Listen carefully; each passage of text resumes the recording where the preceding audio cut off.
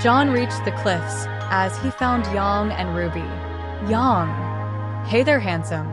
He responds accordingly. John, well, hey there, gorgeous. Yang, nice comeback.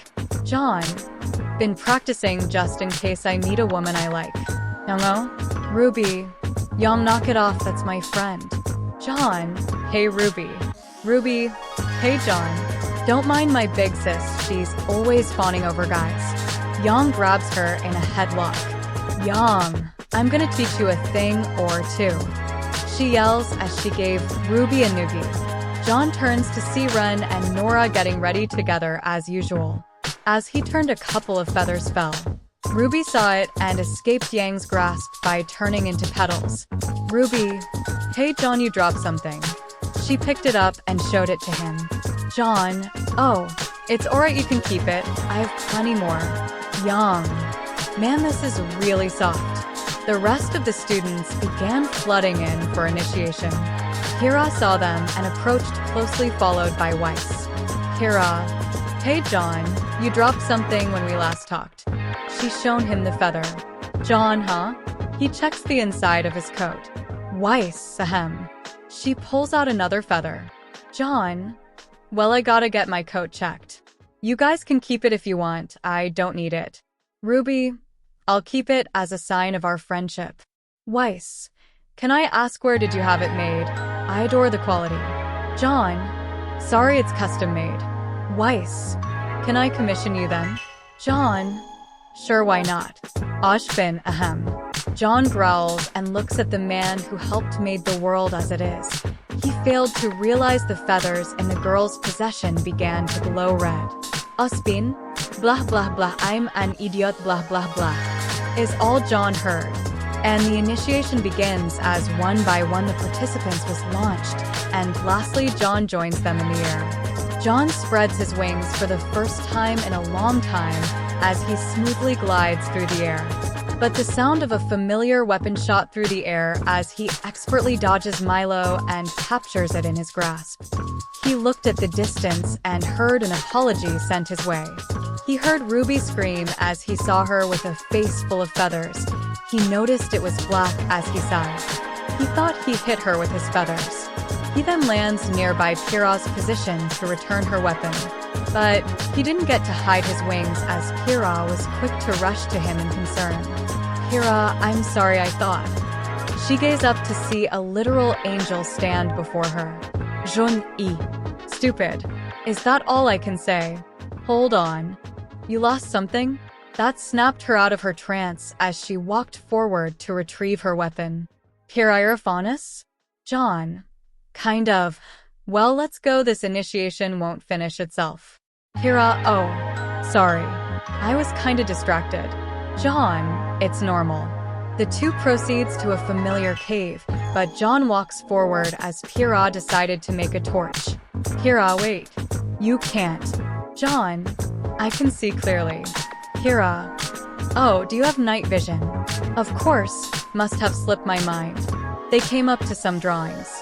Kira, look, it seems like people used to live here. John, no. It's a warning that they trapped a Grimm here. Kira rose a brow and looked at the drawings again and saw the part where people were fighting a Deathstalker. He raised his hand. John, Kira, run. Kira, what? But. John, no buts, run. Then red eyes open in the darkness. She decided to heed his order as she runs to the exit, but she couldn't help but worry about him. She heard screams as the Deathstalker crashed out of the tunnel as she sees John on top of its head as he had his blade embedded into its skull. John, for the Emperor. He didn't understand why he cried that out as he jammed the blade deeper as he ignites the warp fire on instinct. The Deathstalker screamed with its final breath as it crashes down and died. Kira just gawked at the scene. It felt like one of those old fairy tales of a great knight saving the day, but this time it was an angel of death. John waved his hand in front of Kira's face as she stutters. Kira, wow, it's like you've done this 1,000 times before. John, you have no idea. Let's go that way, it might be where the actual ruins are. Kira, okay, lead the way, John. The two walks part of the way there until they heard a screech in the air and saw Nevermore. Kira tried aiming at it until John pushed the rifle away. John, someone is on that Nevermore. Kira, huh. She checked through her scope and he was right, 2 girls were riding the Nevermore.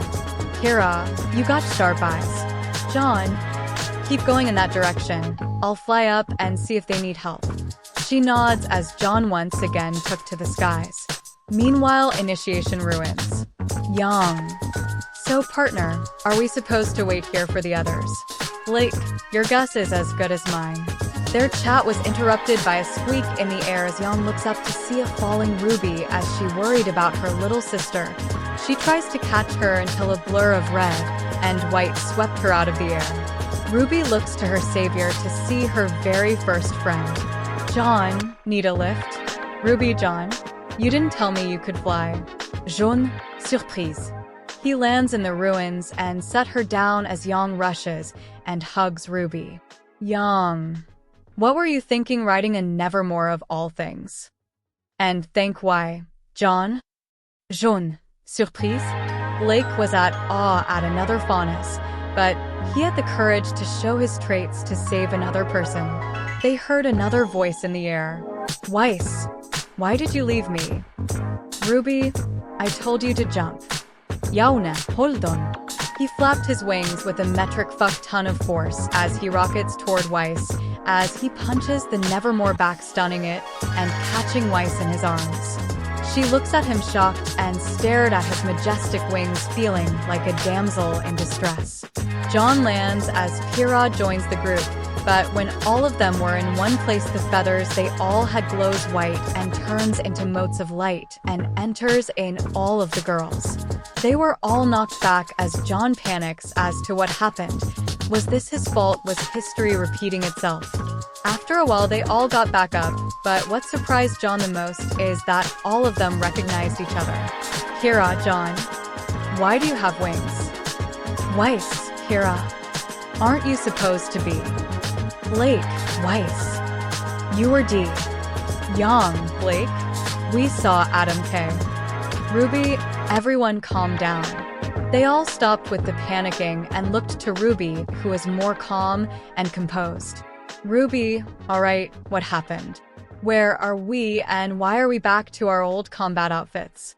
Yang, yeah, and my arm is back.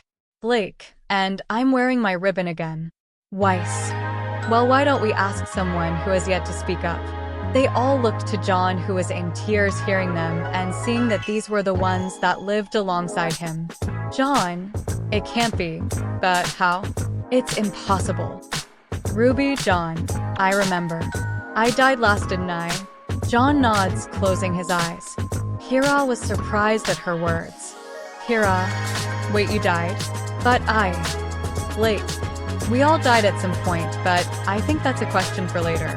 She points up and the Nevermore was coming back for another attack. Yang, finally.